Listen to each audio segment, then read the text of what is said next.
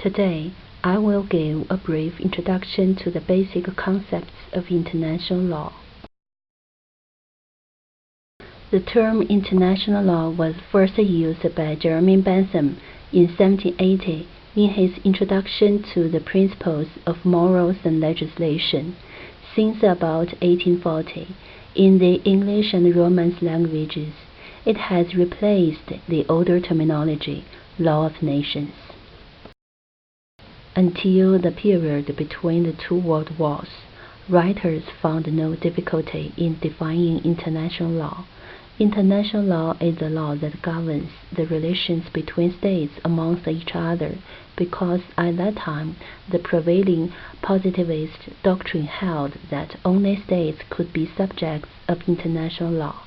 Since the interwar periods, the matter has become more complicated due to both the expansion of the scope of international law into new areas and the emergence of actors other than states on the international plane, such as intergovernmental organizations established by states, non-governmental organizations created by private individuals, transnational companies, individuals, and groups.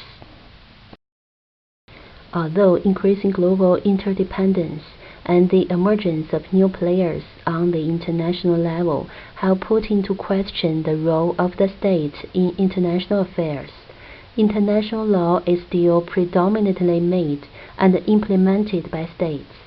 The international legal system is still primarily geared towards the international community of states. Now I will introduce the classification of international law. International law can be divided into three categories: the general international law, regional international law, and particular international law. General international law refers to rules and principles that are applicable to a large number of states on the basis of either customary international law or multilateral treaties. Regional international law applies only to certain groups of states, such as the law of the European Union. Particular international law is used to denote rules which are binding upon two or a few states only. International law has a number of special characteristics, making it completely different from highly developed national legal systems. Domestic law is reflected in the distinction between the three functions typically entrusted to central organs of lawmaking, which refers to legislature, law determination, which refers to courts and tribunals, and law enforcement, which refers to administration, police, and army.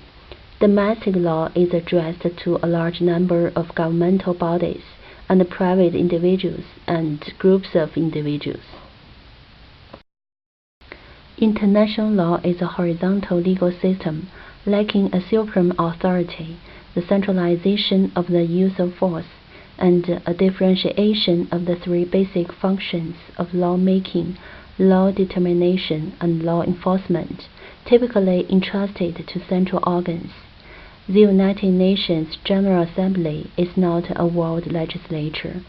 The International Court of Justice in The Hague can operate only on the basis of the consent of states to his jurisdiction, and the law enforcement capacity of the United Nations Security Council is both legally and politically limited.